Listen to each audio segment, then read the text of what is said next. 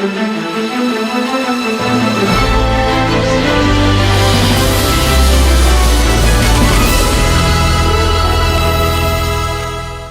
have on the show today Renska, who is a dance music journalist who has worked with leading artists. She has been interviewing, moderating panels at music and branding conferences, and hosting award shows in top venues in front of live audiences of over 35,000. She is also an international DJ going under the moniker of Siren. Renske is a motivational speaker. Sharing her story, she stresses the importance of learning to set boundaries to avoid stress. She is passionate about having meaningful conversations with leading and ambitious change makers that have incredible stories to share, inspire, and educate us on the effects of excessive ambition that can have on our mental health. Thank you so much, Pramraj, for that beautiful introduction. I think you really mentioned it all. Thank you so much. Before the pandemic, sometimes as a DJ, I was going to bed after a performance on the time that I had to wake up today to be able to join this session. So a lot has changed. But I also have a really warm feeling in my body the entire week already, knowing that I am going to speak with you guys and connect. Why do you speak about mental health in the music industry besides your other activities as interviewer, events moderator, host, and DJ? Yeah. So the music industry, especially the electronic music industry, so the DJ world for everybody here, I've been involved in that industry for over 2 decades, but as a professional since 2009, I started my company. I've seen all the good stuff, but also all the bad stuff. And a few years ago, I have suffered from a severe burnout myself, which was not even only because of the music industry, but also I was also working freelance in other high demanding industries. I was a film producer, but I've also worked in big multinationals, and I've seen the corporate and the company cultures. The culture in the music industry is obviously, it's very competitive. It's a high demanding and fast moving environment.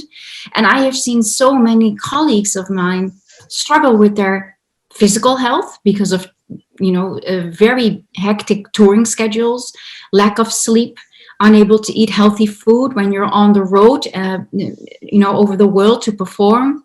But mentally, it takes its toll as well, because one point you are performing in front of hundreds or thousands of people, and then you're all by yourself in your hotel room again and traveling the world, which is a very lonely existence. So a lot of artists develop anxiety problems, depression, panic attacks, addiction. And I've seen so many people struggling with their mental health. And on top of that, when I was healing from my severe burnout, one of the people that I used to work with, a very famous DJ, I don't know if maybe people that have their camera on me or put in the chat, Avicii, I don't know if you guys know who he is. So he committed suicide right at the time that I was healing from my own burnout. And since then I decided it became my mission to actually raise awareness and to also destigmatize mental health issues in an industry that appears to be so cool and fast and popular, but behind the scenes there's a lot of other stuff going on as well. So it's time to make space for that.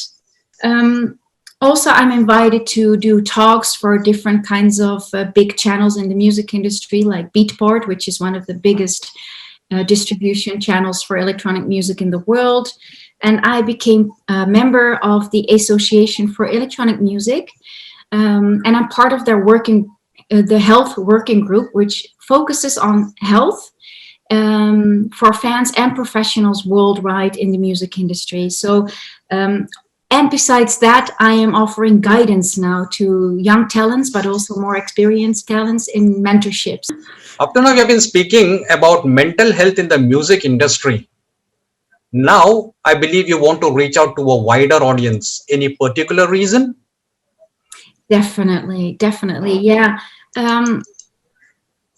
My own burnout, but also the pandemic that we are experiencing worldwide, really got me to a deeper understanding of what mental health actually is. And I think, well, I believe that a healthy mind makes healthy choices. So if I want to make the entire world a better place, it's time to focus on the little steps that we all can do for ourselves. So it's not just anymore about the people in the music industry, but for anybody that can be inspired to make a little change in their lives on a daily basis. My first artist name was Sirena, which means, that was a name given to me, a nickname.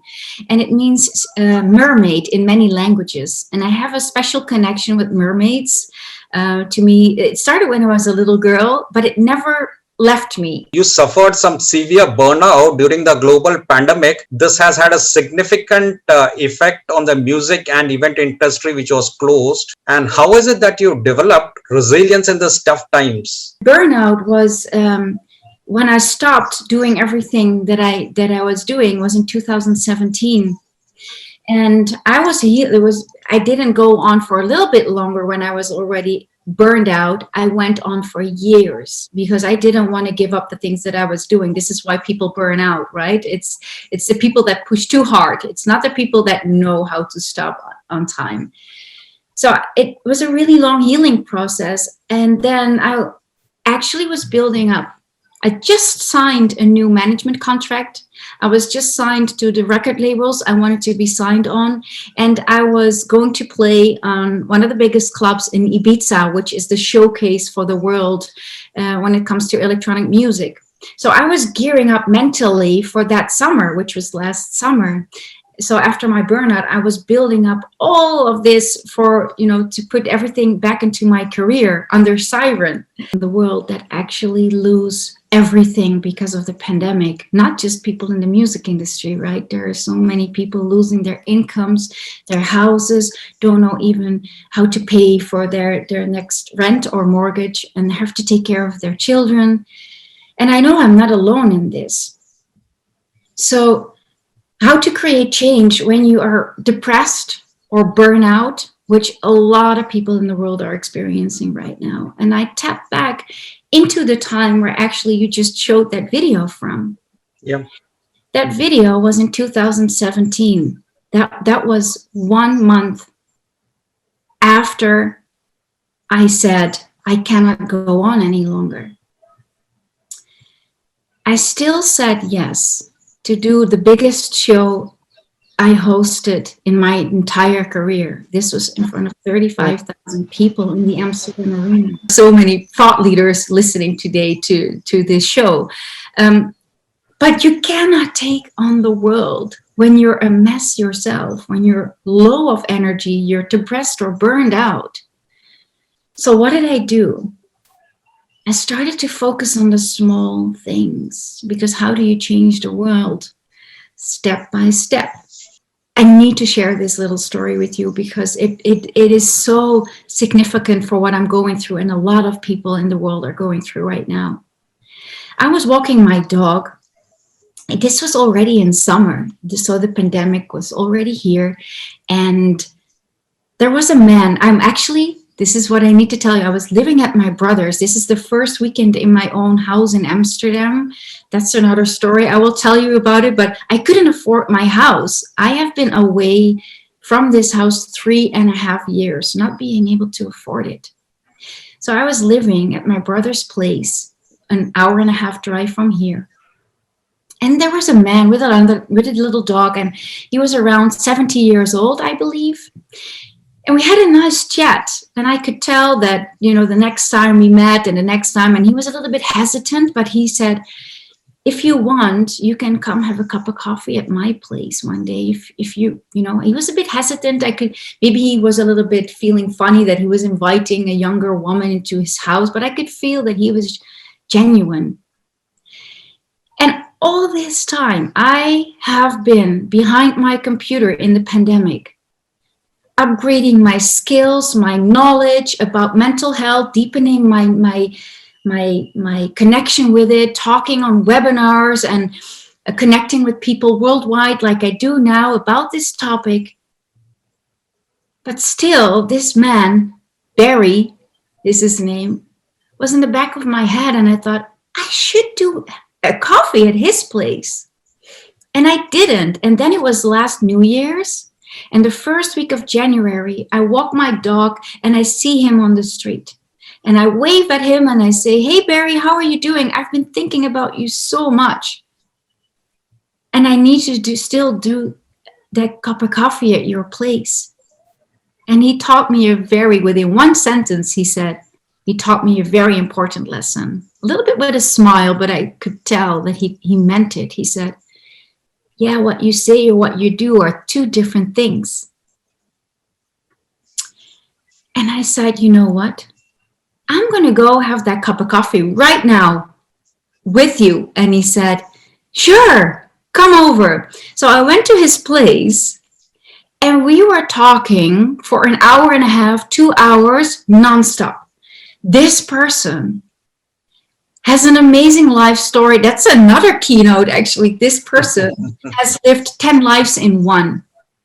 He is amazing. And we are building up a true friendship right now. And I'm thinking, how do you change the world in a pandemic? Not just by connecting with people online, which is what I will do anyway on a daily basis to spread my message and to hopefully inspire people.